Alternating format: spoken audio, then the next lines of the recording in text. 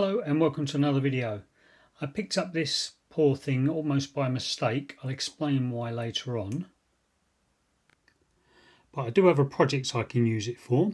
So let's give this thing a little bit of TLC. Fix up a few wounds and have a quick look at some of the features. First thing I'm going to do is deal with the missing foot. This is the front. Now I can put a piece of cloth on the back and it won't be noticeable until I can get a new foot for it. But what I'm going to do next time I'm going to our local pound shop, which is like a dollar store in England, I'm going to get some felt pads, which I can put multiple felt pads over here. They're just self-adhesive, just to give it a bit more of a solution, because I can't find any replacement feet on eBay that match this particular unit. But I'll keep an eye out for them, and if I ever do, I'll replace the foot on it. So for the moment, it's going to sit on the desk with one of these at the back, like that, out of the way. It won't be noticeable, but it will stop it from wobbling around too much. Right, it's a Kenwood KX-3010. Quite a nice unit, but it has been used a lot. It does sound okay, but the inside of the cassette bay needs a bit of a clean up, so let's do that next. I bought some lights, so it's the first time I've used them for a shoot. It looks quite messy in there. Okay, so let me explain what happened. I was in the middle of something, I can't remember what it was, and I had a ping from eBay on my phone, and it was for a saved search.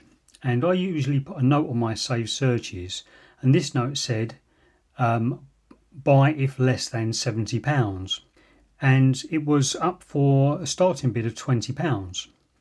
So anyway, what I did was I put a bid in, an offer in for £25 plus the £15 postage, and he accepted it.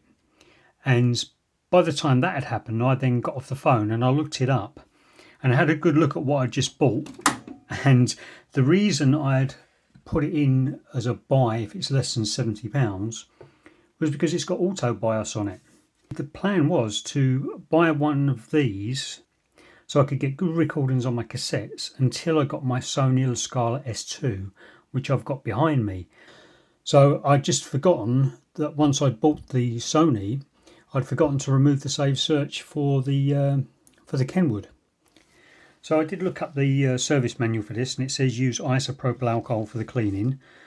I've got a Walkman actually, which says to use denatured alcohol, which in the UK and parts of Europe we call methylated spirits.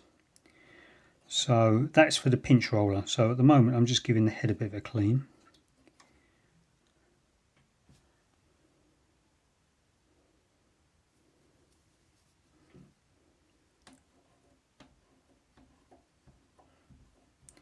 Now it sounds a bit muddy, I think that's the right word. It sounds a bit muffled. The high frequency sound is a little bit lacking, but that could be because I did the test via the headphone jack instead of the line out. So I'm going to get it all properly cleaned up and attach it to a unit and test it later. That is probably way too much isopropyl alcohol on that.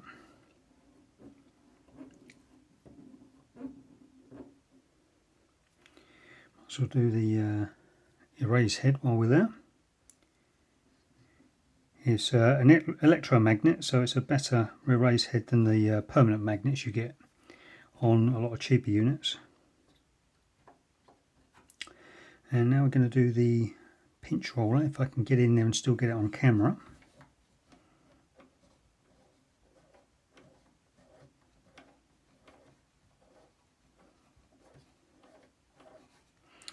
Now I wonder if we can fake it to thinking there's a cassette in there.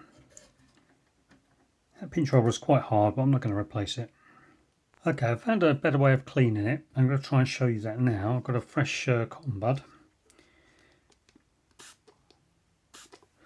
And there's a switch just under here which detects whether there's a cassette in the when the door's closed, detects whether there's a cassette there.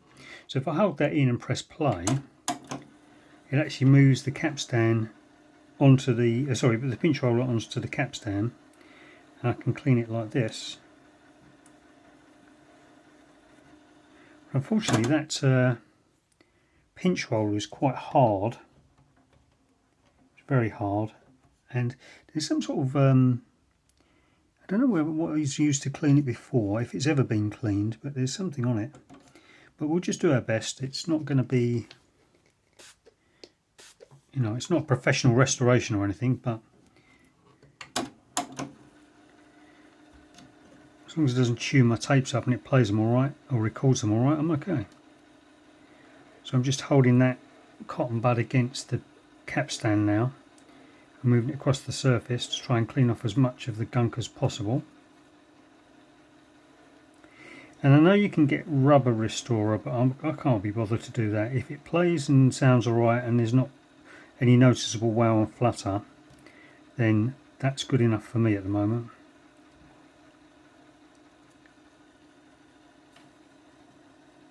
Still looks pretty awful though, doesn't it? Oh no, it got caught under there. Let's get those off.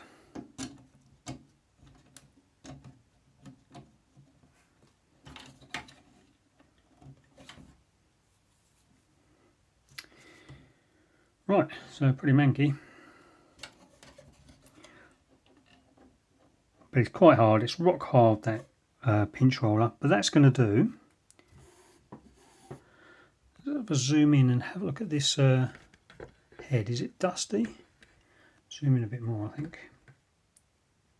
Is that dust on there?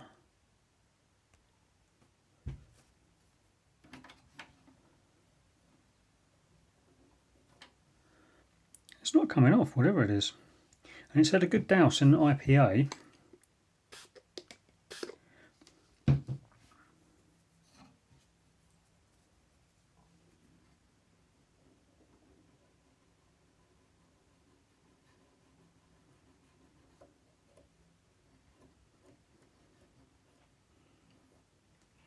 Fortunately, it's off the part where the tape would touch. The tape would touch it on this part here in the centre, wouldn't necessarily go across to the edges. So I think that's probably going to be okay for the time being. So I'm going to put my test tape in it. And I've hooked it up via the headphone jack to the line in of a system that I've got an amplifier on it. So let's play it. It might be quite loud, so I'll start off quietly.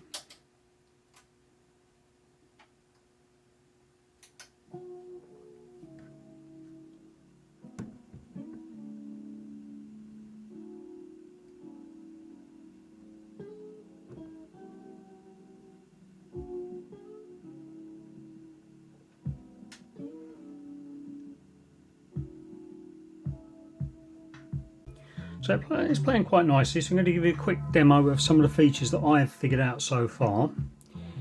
It's got a blank search on it and a counter reset. So obviously got the displays there. It's auto sensing for chrome and also metal, I think. And it's got Dolby, BC and HX Pro on it. Auto bias, and I think this is the music search.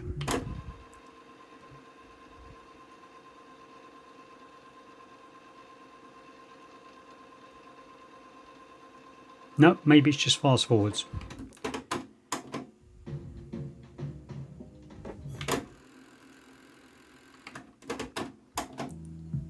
No, it probably was the music search. Let's try again.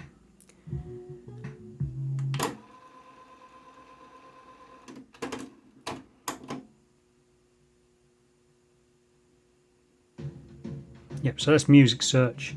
You can go forwards or backwards with that.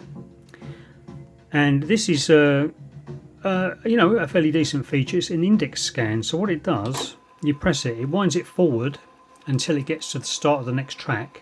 Then it plays the next track for a little while and then winds it forward to the start of the track after that.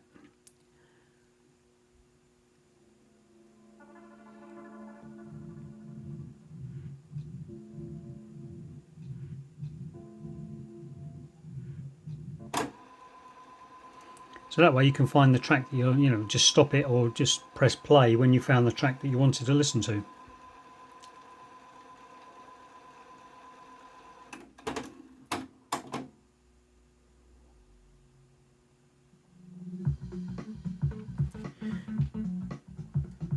So there's probably quite a few features which I haven't covered, but I haven't got a manual for it. So what I'm particularly interested in is the auto bias here, and that will allow me to put in a cassette and have the deck figure out the best recording settings for that particular tape. So I'll probably feature that when I figure out how it works. So what it's left to do now is for me to use some multi-surface cleaner and give it a bit of a clean up. So that's pretty much it for this video. You can watch it being cleaned, and I'll put some music on this part as well, or you can skip to the next video.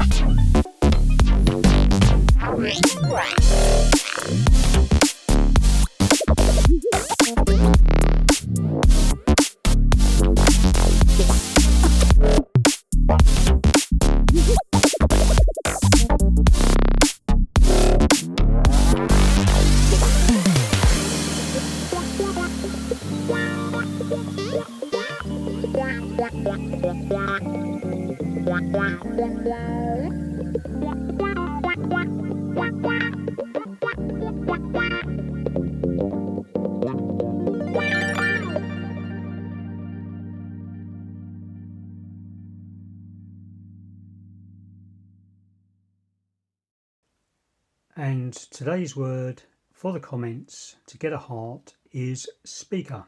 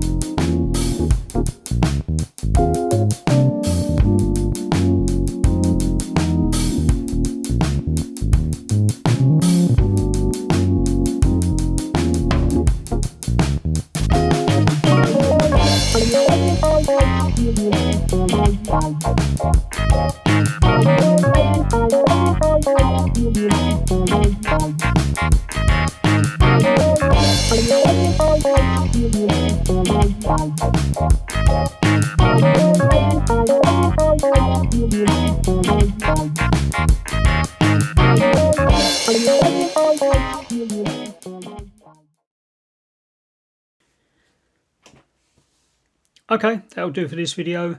Thanks for watching. Make sure you're subscribed, and I'll see you in the next video. Thanks. The sound on this thing, now I've tuned it up a little bit, is absolutely epic.